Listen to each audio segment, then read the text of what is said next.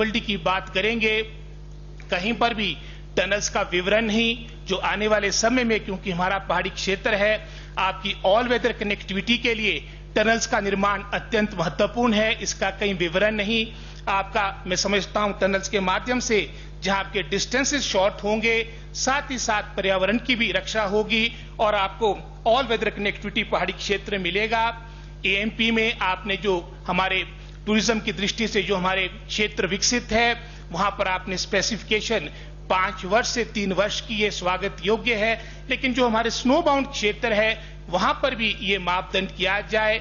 वर्तमान में वित्तीय वर्ष 22-23 के लिए जो आपने एएमपी की आपने जो अप्रूवल दी है, वो प्रति कॉन्स्टिट्यूएंसी लगभग कोई 30 किलोमीटर के आसपास है। अगर आप हमारे पहाड़ी क्षेत्र की बात करेंगे या चौपाल रोड की बात करेंगे, हमारे क्षेत्रों में लगभग कोई 1200 किलोमीटर सड़कें हैं। इसको बढ़ाने की आवश्यकता है। मुझे याद है 2016-17 में अगर मैं अपने क्षेत्र की बात करूंगा, कोई 80 किलोमीटर के आसपास की एएमपी की अप्रूवल्स उस दौरान मिला करती थी। आपने स्पेसिफिकेशन बढ़ाई है, पहले 18-20 mm के पास हुआ करती थी, अब 30 mm है। ये भी एक मैं समझता हूँ स्वागत योग्य कदम है। लेकिन जो 30 किलोमीटर आपने कम कर दिया, वो मैं समझता हूँ ऊंट के मुंह में जीरा है।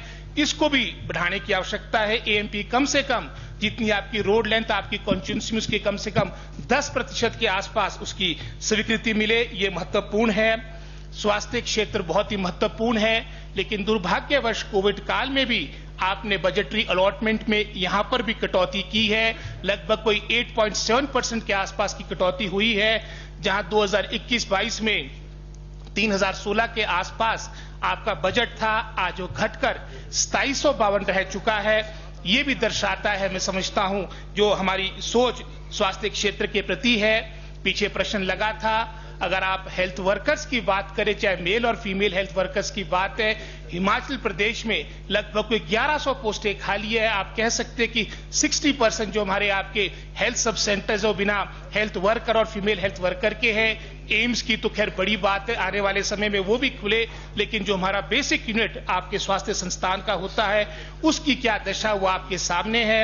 इसी तरह से 15 करोड़ का प्रावधान आपने एम्बुलेंसेस के लिए किया है, ये स्वागत योग्य है। लेकिन जो पहले की एम्बुलेंसेज है, उसमें ड्राइवर्स उपलब्ध नहीं। मैं चौपाल का उदाहरण सुन रहा था, शिमला ग्रामीण का उदाहरण सुन रहा था। आपकी बहुत सी पोस्टें आपकी ड्राइवर्स की रिक्त पड़ी है। मैं पीछे पढ़ रहा था स्वास्थ्य विभाग के वरिष्ठ अधिकारी का कथन कि यहां पर स्वास्थ्य विभाग में डॉक्टर्स की 0 वैकेंसी है। अगर मैं अपने क्षेत्र की बात करूंगा, धर्मशाला सेशन के दौरान मैंने यहाँ प्रश्न उठाया था माननीय सदन में, और उस वक्त आपके 3 प्राइमरी हेल्थ सेंटर खाली थे। आज वो संख्या बढ़कर 7 हो चुकी है। आज चाहे वो रेणुका की बात हो, शिलाई की बात हो, जितने भी हमारे दुर्गम क्षेत्र है, वहां पर स्वास्थ्य का बहुत अभाव है। चुनाव के समय में अवश्य ट्रॉमा सेंटर का शिलान्यास 4 वर्ष के बाद किया गया। 18 में इसकी घोषणा हुई थी, चुनाव के दौरान इसका शिलान्यास किया गया। लेकिन मैं समझता हूं डॉक्टर के नाम में, पैरामेडिकल के स्टाफ के नाम पर एक भी व्यक्ति आज तक आपके कोटखाई हॉस्पिटल में ज्वाइनिंग नहीं हुई है। ये दर्शाता है कि कहीं ना कहीं सोच में कमी है। साथ ही साथ हमारा जो हॉर्टिकल्चर सेक्टर है, कृषि क्षेत्र है, ये बहुत महत्वपूर्ण क्षेत्र है। और जो कोविड काल के दौरान भी हमारी जो मैं समझता हूं जो प्रोग्रेस रही, वो बाकी प्रदेशों से बेहतर ही। उसका कारण यही था कि हमारा एग्रीकल्चर सेक्टर, हमारे हॉर्टिकल्चर सेक्टर ने अच्छा प्रदर्शन किया था।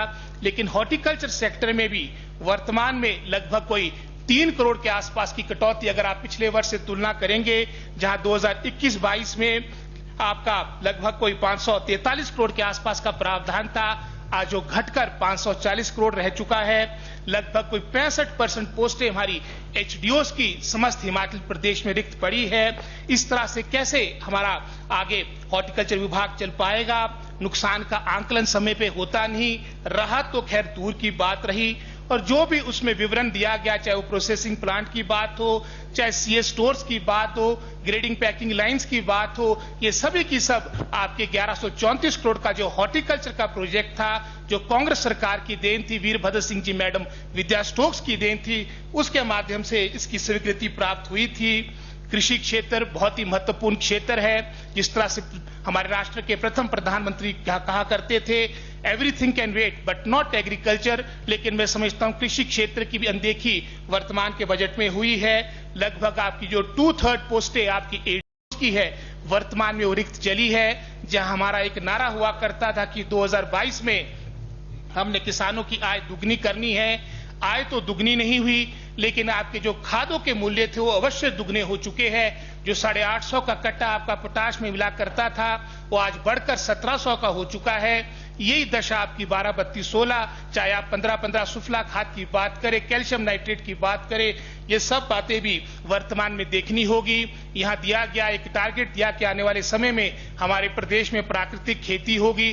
प्राकृतिक खेती तो खुद ही हो चुकी, जब आपको खाद नहीं मिल रही है, जब आपको फुफुंदनाशक, कीटनाशक, मैं समझता हूँ जो अनुदान पे दवाइयां मिला करती थी वो भी वर्तमान में रुक चुकी है। इसी तरह से अगर आप केंद्र की भी बजट की बात करेंगे, जो भी जनता जनार्दन से जुड़ी हुई योजनाएं हुआ करती थी, चाहे उसमें मैं समझता हूं फसल बीमा योजना की बात हो, मनरेगा की बात हो, फर्टिलाइजर सब्सिडी की बात हो, चाहे पेट्रोलियम सब्सिडी की बात हो, हर जगह मैं समझता हूं उसमें भी कटौती की गई है। पशुपालन के बारे में बड़े विस्तार से सिंघा साहब ने यहाँ पिछले कल बात रखी है। इसमें सबका साथ सबके विकास की बात कही गई है। मैं चाहता हूं कि सबका साथ और सबका विकास सिर्फ चुनाव तक सीमित ना हो। मेरे क्षेत्र में भी घोषणाएं हुई। आपका जुलाई 2021 में उपमंडल की घोषणा कोटखाई जुब्बल में हुई, हमने उसका स्वागत किया। नोटिफिकेशन भी हुई, दोनों जगह 15-15 पोस्टें भी क्रिएट हुई, लेकिन एक भी आपका पीएन दोनों जगह ज्वाइन करने में असमर्थ रहा। मैं समझता हूं इस तरह की सोच से भी मैं समझता हूं जनता जनार्दन समझ चुकी है और आने वाले समय में इस बात का जवाब देगी। यहाँ पर रोजगार की बात आई। पिछले वर्ष भी 30,000 का आंकड़ा था, इस वर्ष भी 30,000 का आंकड़ा था, लेकिन जो राज्यपाल अभिभाषण हुआ उसमें सही आंकड़ा 3 वर्षों का आया और उसके अनुसार आपके 3 वर्ष में मात्र 23,000 लोग को रोजगार मिला है। अर्थात एक वर्ष में 8,000 के आसपास का रोजगार आप देने में समर्थ हो पाए, जहां पूरे प्रदेश का हर तीसरा व्यक्ति, तीसरा ग्रेजुएट आपका बेरोजगार हो चुका है। ये भी मैं समझता हूं हम सब के लिए चिंता का विषय है। सेवानिवृत्ति, रिटायरमेंट ज्यादा हो रही है, एम्प्लॉयमेंट कम मिल रही है, ये एक चिंताजनक विषय है। पिछले कल में विनय कुमार जी का भाषण सुन रहा था कि इनके क्षेत्र में 250 के आसपास शिक्षा विभाग में पोस्टें खाली है। हमारे क्षेत्र में 511 पोस्टें आपकी शिक्षा विभाग में खाली है और ये दर्शाता है कि वर्तमान सरकार का शिक्षा के प्रति किस तरह की सोच है। बाइंड अप कर दें सर, हम 4 साल के बाद बोल रहे हैं, थोड़ा नहीं प्लीज, मुझे फिर बोलना ना पड़े, मेरी निवेदन है बस सुबह। साथ ही साथ हमारे यहाँ पर जो बात रखी गई थी, जो हमारी एम्प्लॉयज से जुड़ी हुई बातें थी, कर्मचारी भाई से जुड़ी हुई बातें थी, उन बातों को भी मैं समझता हूं उस बात में भी चुप्पी साधी हुई है। चाहे वो ओपीएस का विषय हो, चाहे हमारे आउटसोर्स एम्प्लॉयज का विषय हो, चाहे करुणामूलक आधार पे जो हमारे को रोजगार मिलना था, पिछले 1 वर्ष से बेचारे भूख हड़ताल में बैठे हैं। और साथ ही साथ एसएमसी की पॉलिसी की यहाँ बात कही, बीच में तो उन पर मैं समझता हूं तलवार लटकी हुई थी और 5वें वर्ष जब जाने का समय आ चुका है, हालांकि इसकी नियुक्तियां बहुत सी आपकी धूमल साहब के कार्यकाल के दौरान हुई, आप 5वीं साल एसएमसी पॉलिसी लाने की बात कर रहे हैं। ये भी मैं समझता हूं आपकी सोच को दर्शाता है, जहां आपकी लोन रिपेमेंट आने वाले वर्ष में दुगनी हो जाएगी।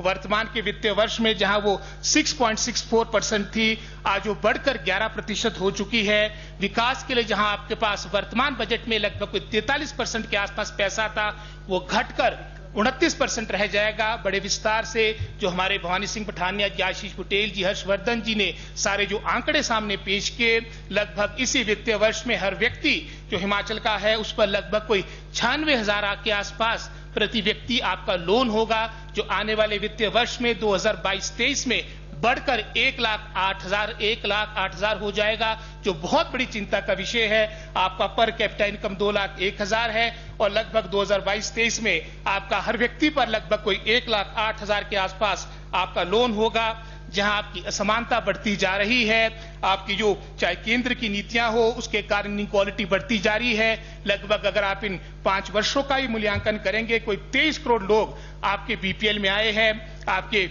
पॉवर्टी लाइन से नीचे आए हैं, ये भी एक चिंता का विषय है।